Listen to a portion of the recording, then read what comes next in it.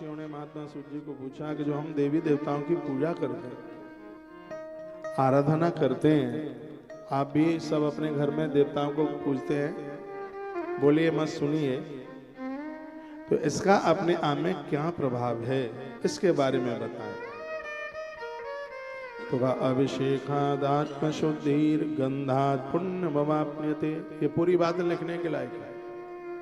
आयु तृप्तश्य नैवेद्या धूपा अर्थमवाप्यते, क्या लिखना है कि देवताओं का अभिषेक करने से आत्म शुद्धि होती है, हृदय पवित्र होता है, हृदय निर्मल होता है। रोज भगवान को नहलाओ धुलाओ, अभिषेक करो। नारायण का अभिषेक शंख से होता है और महादेव का अभिषेक श्रृंगी से होता है। आप सीधे जल चढ़ाते हैं तो 1 गुना फल, और श्रृंगी के द्वारा आप चढ़ाते हैं तो सीधे 100 गुना फल। एक अभिषेक 100 गुना हो जाता है। श्रृंगी की इतनी बड़ी महिमा है। हम लोग गोपाल जी को शंख से नहलाते हैं। याद रखना कि शंख से सिर्फ नारायण ही नहलाए जाते हैं, राम कृष्ण, भगवान सालग्राम और भगवान विष्णु। शंख से कभी भी गणेश जी का अभिषेक नहीं होता, शंख से कभी भी महादेव का अभिषेक नहीं होता। गणेश जी के अभिषेक के लिए केले का पत्ता या पान का पत्ता, पान के पत्ते से भगवान गणेश जी का अभिषेक होता है। दूर्वा जल में डाल लो, पानी में दूर्वा डाल लो, फिर उस जल के द्वारा फिर भगवान गणपति का अभिषेक कीजिएगा, गजानन सब कुछ दे देंगे। जल में तुलसी पत्र डाल लो, फिर शंख में भरकर उससे नारायण का अभिषेक कीजिए, भगवान नारायण सब कुछ दे देंगे। अभिषेक करने से, देवताओं का अभिषेक करने से आत्म शुद्धि होती है। भगवान को गंध जरूर चढ़ाइए, क्योंकि गंध से पुण्य बढ़ते हैं, ऐसा लिखा है। जैसे रोली कहते हैं आपकी भाषा में, देहि सौभाग्य मारोग्यम देहि में परमम सुखम। जो नारी देवताओं को रोली यानी गंध चढ़ाती है, इससे उसके मांग का सिंदूर शाश्वत होता है, इससे उसे पति की आयु बढ़ती है, पति की उम्र बढ़ती है। लिखा है ना, ये मैं बोल रहा हूं, गंधात् पुण्याम न वाप्यते। 16 नंबर 16 नंबर का श्लोक है, विद्येश्वरी संहिता अध्याय नंबर 16 और श्लोक नंबर भी 16। गंध के चढ़ाने से पुण्य बढ़ता है, और नैवेद्य अर्पण करने से आयुर्तप्तश्च नैवेद्यात्, स्पष्ट लिखा है। पूजा पूरी नहीं मानी जाती जब तक भगवान का भोग न लगाया जाए। सुबह दुग्ध से लगाइए, मिश्री से लगा दीजिए, बतासे से लगा दीजिए, कोई मिष्ठान है उससे लगा दीजिए, फल से लगा दीजिए। दोपहर के समय में रसोई को साफ सुथरा करके लहसुन प्याज के भी बर्तन ना हो, दिन में 1 बार अन्न का भोग भगवान को लगाएं, दोपहर में लगाएं। कोई घर में लहसुन प्याज भी खाते हैं, उनके बर्तन अलग कर दो, उनको अलग बना दो, लेकिन ठाकुर जी का भोग प्रत्येक घर में दोपहर के समय में, मध्याह्न के समय में लगना ही चाहिए। आपके यहाँ कभी 8 बजे लग जाता है, कभी 3 बजे लगता है भोग।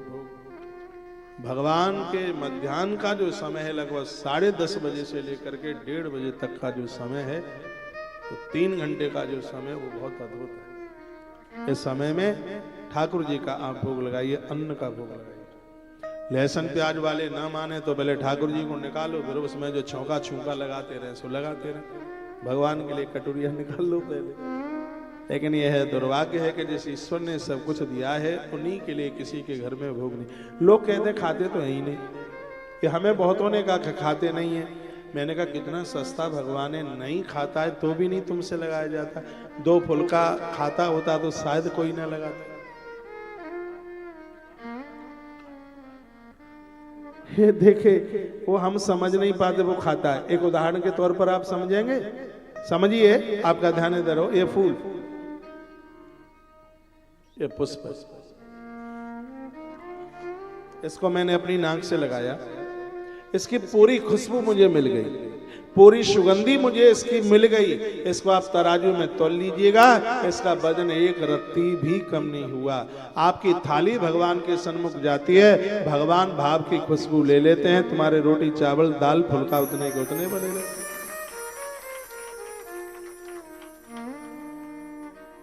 राम जी ने पूछा कि हम कहाँ रहे, तो महर्षि वाल्मीकि जी ने क्या कहा, 14 स्थान बताया, उसमें एक भी तो बताया, तुम ही निवेदिता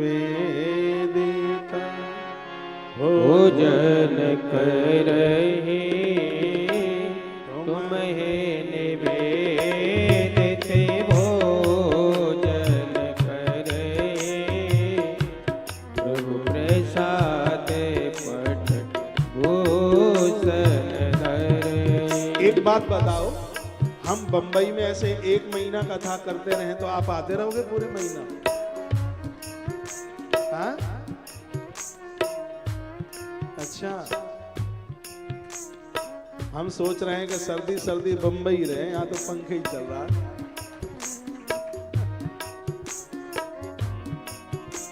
अरे यहाँ तो आनंद ही है बिल्कुल। चौपाई याद कर लीजिएगा, थाली भगवान के सामने रखो, घंटी हिलाओ, नेत्र बंद करो, क्योंकि वो शर्मीला है, शर्म जाता है, आंख बंद जरूर करना और भोग लगाना। तुम ही निवेदित भोजन करहि प्रभु प्रसाद पट भूषण धरहि। तुम ही निवेदित भोजन करहि तुम ही निवेदित भोजन करहि प्रभु प्रसाद पट भूषण धरहि।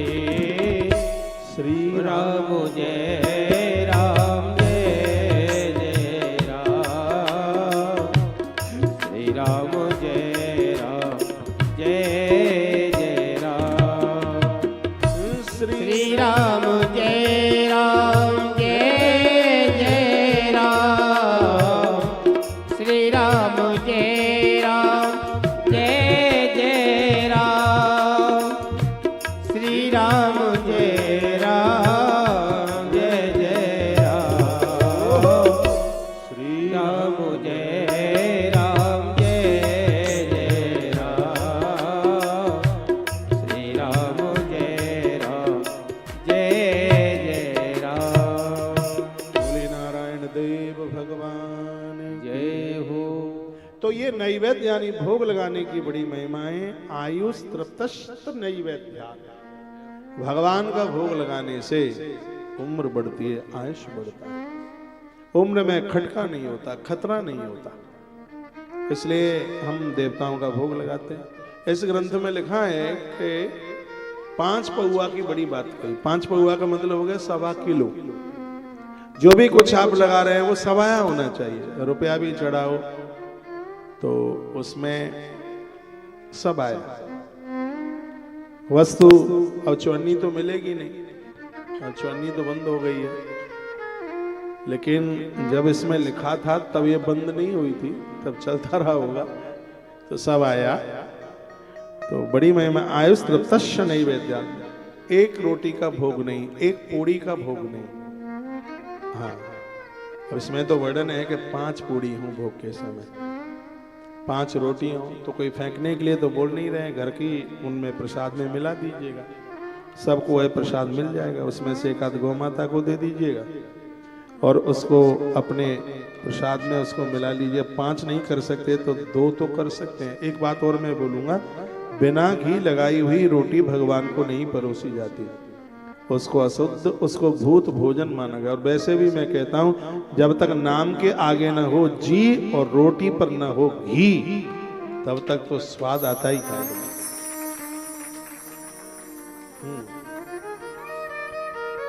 तुलसी पत्र रखिए उसमें, और थाली जब लेके जाते हैं तो उसको ढकिए। पहले हमारी माताएं ऐसे अंचल से ढक लेती हैं, ऐसे तो आजकल तो बगुए उछाल उछाल करके चलते थे। पहले की संस्कृति बड़ी अद्भुत। हम बहुत छोटे छोटे होते थे, घर में रिश्तेदार मेहमान आ जाएं तो सब चीजें घर में होती नहीं थी, बाजार तो बहुत दूर होते थे। गांव में बेचने वाला फेरू आता था साइकिल पर लेके, उससे और पहले जब साइकिल ना होती होगी तो सिर पर खोपरिया पर रख के लेके आता। तो घर में कोई चीज नहीं होती, रिश्तेदार आ जाए तो बगल की चाची के यहाँ से सामान ले आए, आटा नहीं है तो आटा ले आए, बूरा ले आए। मेरी उम्र के जो बैठे हैं आपको पता होगा, तो बुआ बहनें जो लेके आती थी तो ऐसे छिपा लेती थी, बाहर मौसा जी बैठे होते थे, मौसा जी, और मौसा जी को तो पता होता था कि मौसा जी के घर भी तो आता है ऐसे उनको तो, लेकिन वो देखिए वो ऐसे छिपा के लेके आती कि किसी को पता ना लग जाए। और आज मौसा जी पूछ लें तो बेटिया रनिया क्या कहेगी, मौसा जी दाल नहीं थी तो बगल वाली चाची के यहाँ से लेके आए, उछालती उछालती रनिया लेकर के आवेगी। पहले की संस्कृति बड़ी अद्भुत थी।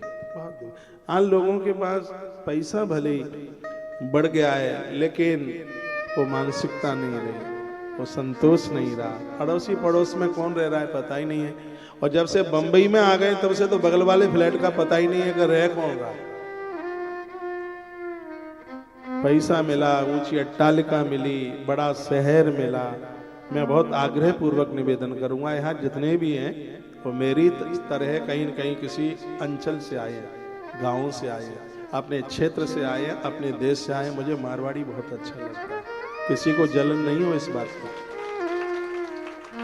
चाहे तो मैं बहुत ज्यादा रहा हूँ राजस्थान में, मेरी पढ़ाई लिखाई ज्यादातर से वहीं की है। मारवाड़ी को मैं बहुत लाइक करता हूँ। ये मुझे डोनेशन देते हैं इसलिए नहीं, मैंने इसलिए लाइक करता हूँ कि दुनिया में कहीं भी पहुंच जाए अपने देश को नहीं भूलते, अपनी भूमि को नहीं भूलते। यह इनकी बहुत दोस्त है। मैंने बहुत मारवाड़ियों की कथाएं की हैं। बच्चों की शादी होती है, जलरुआ बच्चों का मुंडन वगैरह होता है तो अपने देश जाते हैं, अपने कुल देवी। आपको ना पता होगा कुल देवी कौन है, लेकिन इनमें से 90% को पता है कि हमारी कुल देवी कौन है। उनकी धमनियों में, उनके रक्त में ये संचार है, ये उनको पता है। और मैं कहता हूं कि धन कमाने के लिए दुनिया के किसी भी कोने में चले जाओ, वर्ष में एक बार अपनी जन्मभूमि जाइए।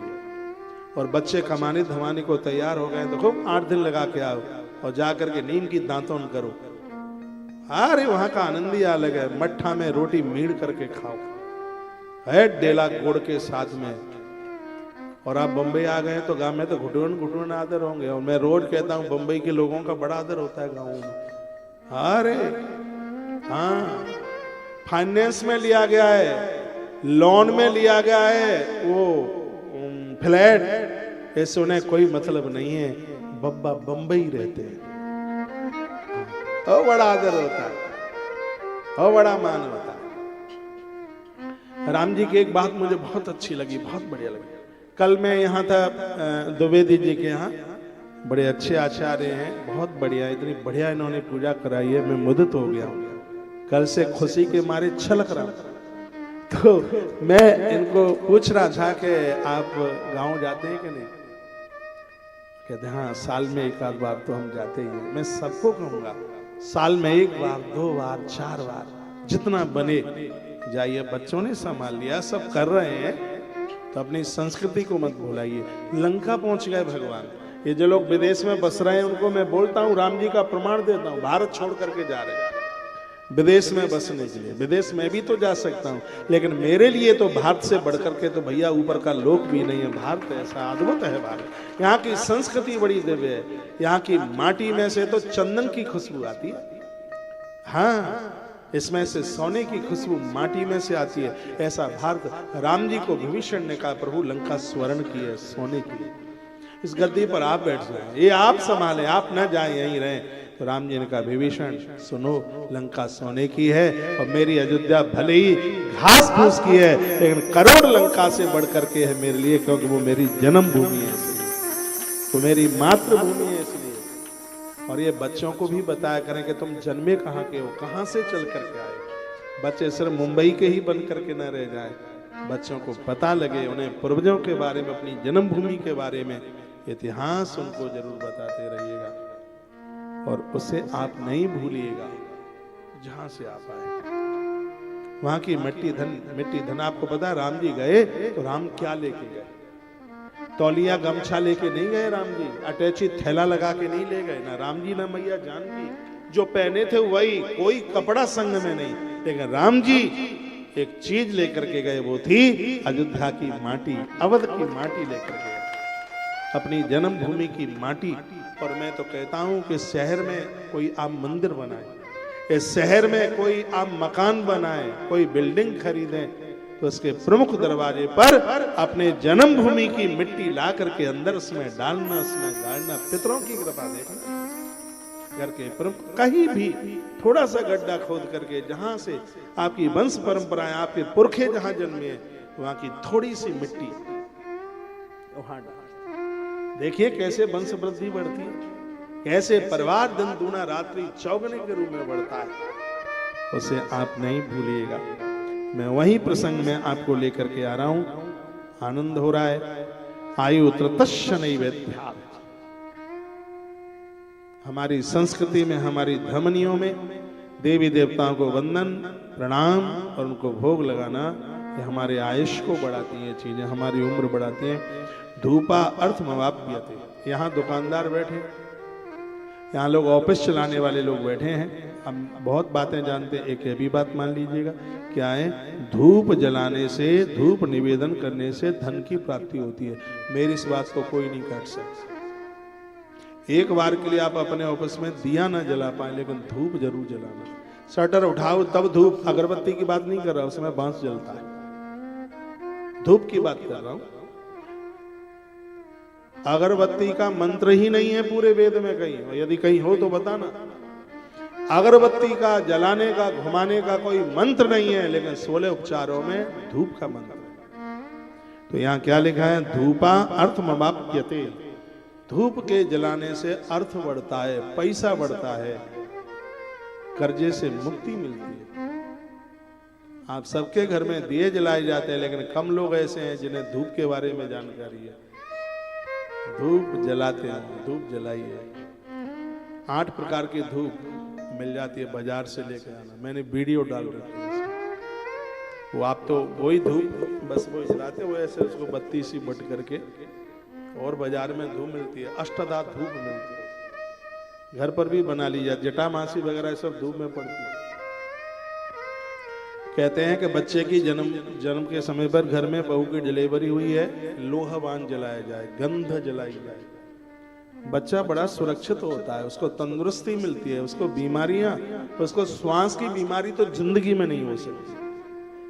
इतनी बड़ी महिमा है। और ये धूप तो अर्थ प्रदानित करती है, धन देती, स्पष्ट लिखा है ना इसमें, धूपात अर्थमवाप्यते, धूप के जलाने से। ये जो 16 उपचार हैं, जो 16 उपचार से भगवान की पूजा होती है, उसमें दिया जलाते हैं। दिए की बात कही है, दीपन ज्ञान ममाप्नोति, पूजा पूरी नहीं होती जब तक दिया न जलाया जाता। दीपक कर्म साक्षी दे, इसलिए हम कहते हैं खाने में घी कम रह जाए, लेकिन पूजा में 16 में दिया आता है।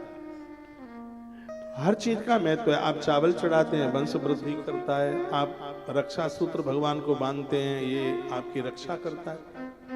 आप फूल चढ़ाते हैं, इसमें हम हृदय भगवान को दे देते हैं, समर्पण भाव है पुष्प में, पुष्प भी धन की वृद्धि करता है। आप जल चढ़ाते हैं भगवान को, ये कुल खानदान की वृद्धि करता है। एक एक चीज जो है ये बड़ी बारीकी से हमारे ग्रंथों में, और देखो जिसका समर्थन वेद कर दे उस बात को मानना ही चाहिए। वेद अनादि और अनंत है, अपौरुष है, वेद को किसी पुरुष ने नहीं लिखा, ये भगवान की वाणी से प्रकट हुआ है। और जिस कर्मकांड का वर्णन यदि वेद ने कर दिया हो तो हम उसको कैसे भुला सकते। वेद में पूरे कर्मकांड के मंत्रों का वर्णन किया गया।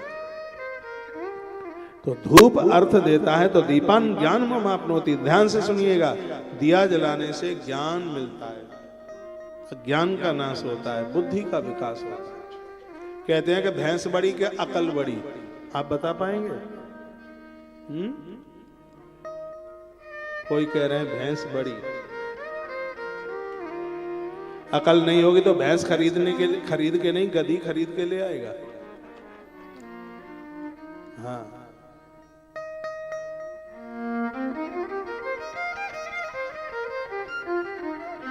दो भाइयों में लड़ाई हो गई, दो भाइयों में हो गई लड़ाई। बड़ा भाई थोड़ा चतुरा था, छोटा भाई थोड़ा हम जैसा था, आप जैसा मान लें, सीधा साधा सा। लेकिन परमात्मा बड़ी कृपा करता है, जो मनुष्य, जो पुरुष लोग बुद्धू हैं, उनकी घरवालियां बड़ी चतुरा भेजता है ठाकुर जी, जिससे उसका काम चल जाए। जैसे आपकी गृहणियां खूब होशियार है, तो बड़ा भाई इतना चतुरा था ज्यादा कि घर में एक रजाई थी, सर्दी, उधर यूपी में ठंड भी ज्यादा पड़ती है, एक रजाई और एक भैंस। बंटवारा हुआ, रजाई का बंटवारा किया तो उसने कहा दिन में रजाई तेरी और रात में मेरी। और छोटा था मान लिया। हाँ? तो दिन में तो धूप पड़े, रात में ठंड पड़े, ककुरे बड़ी जोर से, और रात में तो उसकी। अब भैंस का बंटवारा हुआ, कहता है भैंस आगे तेरी और पीछे मेरी। सानी बेचारा छोटा वाला दे और बाल्टी धोने के लिए वो चला जाए। एक आध महीना निकल गया। घर वाली ने सोचा कि जेठानी की खबर मुझे लेनी है जेठ जी की बड़े चतुरा बनते। तो उसने अपनी अकल दिखाई। जैसे ही शाम के 5 बजे, हाँ तो हौदी में रजाई डुबा दे, ओढ़ लो अब रात को। और दिन में वो आदमी देवे सानी उसका आदमी, और जैसे वो जेठ जी आवे दूध धोने के लिए तो भैंस की खुपरिया में एक लठ मारे। उसने कहा कि ये क्या करे? कहा कि पीछे तुम्हारी आगे हमारी। हाँ, हम तो कुछ भी करें।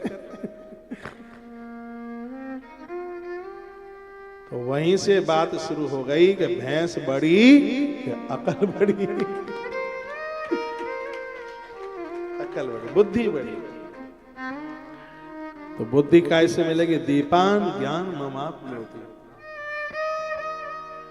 दीप को जलाने से बुद्धि ज्ञान मिलता। प्रार्थना पूर्वक कहूंगा, बच्चे पढ़ने को जाते हैं, आज ही मैंने शायद आज ही बताया, आरती आप भले ही करें लेकिन दिया बच्चों से जलाएं। दीप का बड़ा में तो मुझे तो दिया मेरा फेवरेट है। एक बार हमने दिया जला के रखा और हमें लगा कि सूरज और दिया आपस में बात कर रहे हैं। जब भावना बनती है तो लगता है कि पेड़ भी बोल रहे हैं। अपने हृदय की बात बताऊं, ऐसा लगा कि दिया सूरज से कुछ कह रहा है और सूरज दिए की बात सुन रहा है। क्या कहता है दिया प्रसन्न होकर? मैं सूरज नहीं जो शाम होते ढल जाऊंगा, मैं तो एक दिया हूं, जब जला लोगे तभी तुम्हारे काम आऊंगा। दिया बहुत पूज्य है, बहुत वंदनीय है। कहते हैं कि नदियां दीपदान से प्रसन्न हो जाती हैं, पितर मुक्त हो जाते हैं दीपदान से। दिए का महात्म्य है। वेल के वृक्ष के नीचे दिया, नदियों के तट पर दिया, यहां तक के अट्टालिका के ऊपर भी दिया जलाने का विधान है। वृंदावन में एक मंदिर है, उस मंदिर का नाम है गोविंद देव जी का मंदिर। इसके ऊपर दिया जलता था, दिल्ली तक उसकी रोशनी पहुंचती थी। इसके ऊपर गुम्मट के ऊपर आज भी ऐसे मंदिर है। कभी आप उज्जैन जाए, माता हरसिद्धि का मंदिर, गुम्मट के ऊपर नीचे से लेकर ऊपर तक दिए जलते हैं। कभी आप जाना, आप गए होंगे, देखा है ना आपने। हाँ, वो जगह जगह दिवले टाइप के बने और नीचे से लेकर हजारों ज्योतियां जलती है। तो गोविंद देव जी के ऊपर 1.25 मन घी एक बार डाला जाता था उसमें, और दिया जलता था और उस दिए की रोशनी जाती थी दिल्ली तक। उसने एक दिन पूछा कि इतना बड़ा प्रकाश कहां से? कहा वृंदावन में एक मंदिर पर दिया जल रहा है। बड़ा बदमाश था नंबरी। आया वृंदावन में और उसने मंदिर को जैसे ही तोड़ना शुरू किया और वहीं से बजरंगबली हनुमंतलाल जी महाराज प्रकट हो गए बानर स्वरूप में, स्थान छोड़ के लगा। आज भी वो स्थान है वृंदावन में, सिंहपौर के नाम से कहा जाता है। जिनके घर में दिया जलेगा, बजरंगबली हनुमंतलाल जी अपनी गदा लेकर के खड़े रहेंगे। देवताओं के सन्मुख दिया जलाइए। दीप कर्म साक्षी देवता है, इसके बिना तो पूजा पाठ कहां पूरा होता है। तो दीपस ज्ञान ममाप्नोति, दीप के द्वारा ज्ञान मिलता है, बुद्धि में प्रखरता चल करके आती है। दीप ज्ञान को उदित करता है। ये महिमा है तांबूलाद भोग मापन्यात। भगवान को तांबूल चढ़ाने से मृगी का रोग समाप्त हो जाता है, मस्तिष्क के विकार समाप्त हो जाते हैं, भोगों की प्राप्ति हो जाती है। तांबूल की इतनी बड़ी महिमा। गजानंद को तो तांबूल अतिशय, तांबूल गणपति को तो बहुत ही ज्यादा प्रिय, बहुत ज्यादा। याद रखिए, गणेश जी को कभी एक तांबूल नहीं, गणेश जी को हमेशा तांबूल जोड़े से चढ़ाया जाता है, जिसको वीड़ा कहते हैं। दो तांबूल चढ़े, पान चढ़े, फूल चढ़े और चढ़े। सूरदास जी ने आरती बनाई, पान चढ़े फूल चढ़े और चढ़े मेवा, लड़ुअन के भोग लागे संत करे से। अब आप तो सिद्ध विनायक की धरती पर रुके हैं, आपसे ज्यादा कौन जान सकता है गणेश जी के बारे में। भगवान गणेश बड़े अद्भुत हैं। कल या परसों की कथा आएगी तो मैं आपको निवेदन करूंगा। तो तांबूलात भोग मापनियात, आपका कोई संकल्प पूरा नहीं हो रहा है, आप देवताओं को तांबूल चढ़ाएं। बच्चे की नौकरी के लिए याद रखना, तांबूल कहते हैं, काय को कहते हैं? पान का पत्ता। हनुमान जी को पान के पत्ते की माला पहनाई जाती है, हनुमान जी को आक के पत्ते की माला पहनाई जाती है, हनुमान जी को पीपल के पत्ते की माला पहनाई जाती है, और हनुमान जी को तुलसी पत्र की माला पहनाई जाती है। और इन पत्तों का अपना बड़ा कमाल है। किसी विशेष अर्थ संकल्प को पूरा करने के लिए, आपको मकान नहीं बन पा रहा है, आप दुकान नहीं चल पा रही है, ऐसा कोई आपका एक संकल्प है और वो पूरा नहीं हो पा रहा है, तो पान के पत्तों की माला। आपके दुश्मन बड़े हैं, अकौआ के पत्ते की माला हनुमान जी को। बच्चे बेरोजगार हो रहे हैं या रोग बढ़ गया है तो पीपल के पत्तों की माला हनुमान जी को। और भजन में मन कम लगता है, इष्ट दर्शन के लिए, भगवत दर्शन के लिए तुलसी पत्र की माला कलावे में लिपेट करके बजरंगी को, हनुमान जी को पहना, भगवत दर्शन। दुश्मन बड़ा है, अकौए के पत्ते की माला। धन बाजार में फंस गया है, आ ही नहीं रहा है, पान के पत्ते की माला। वंश वृद्धि रुकी है, दूर्वा की माला गणेश जी को कमाल करते। दूब की माला 21 दूर्वा, ये तो शिव महापुराण में ही वर्णन है। कलावा में लपेट कर और गजानंद को, गणपति को आप पहना। इन सब चीजों में इनकी सबकी बड़ी महिमा है। तो लिखा है तांबूलांत भोग मापनियात। तांबूल यानी ये पान भोगों की पूर्ति करता है।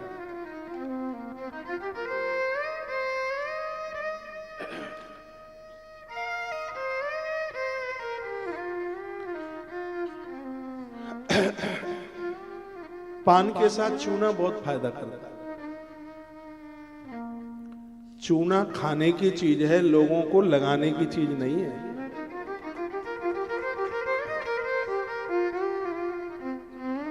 पानी में थोड़ा सा, इतना गेहूं के बराबर चूना पानी में घोलकर आप छोटे बच्चों को देने से हाइट बढ़ जाती है, कद बढ़ जाता है। आंखें टपक रही हो तो चूना घोल करके यहां लगा दिया जावे तो आंखें ठीक हो जाती है, गई हुई रोशनी वापस आ जाती है। मैं चूना की बात बता रहा हूं।